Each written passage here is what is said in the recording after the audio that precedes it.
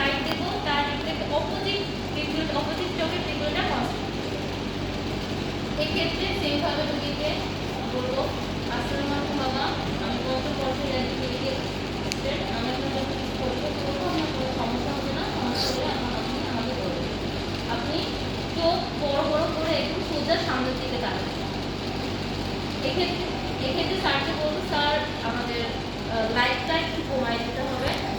তো স্যার তারপরে যদি বলে হ্যাঁ তুমি করো সমস্যা নাই, সেক্ষেত্রে প্রথমে আমরা পঁয়তাল্লিশ कौन किसी कौन रहे हैं कौन किसी को भी है সবসময় রাইট সাইড করতে হয়। ঠিক আছে আপনি পঁয়তাল্লিশ থেকে গেলে রাইট সাইডে আমরা আলোটা করব। हां क्या कैसे आपको ধরে ধরে বড় বিষয়টা এটা হচ্ছে ডিরেক্ট লাইট রিফ্লেক্ট দিলাম যে রোগীটা কথা বলছে একই সাথে কনসেন্সুয়ালটা সেইভাবে একই সাথে আবার লাইটটা মারবো সিটে মারবো এন্ড অপোজিট আইটা কনসেন্ট দেন অপোজিট আই বড় বড় চোখ করে দেখা कोंगा पर मार्केट है राइट से এন্ড অপোজিট আই কনসেন্সুয়ালটা বাবা ধন্যবাদ।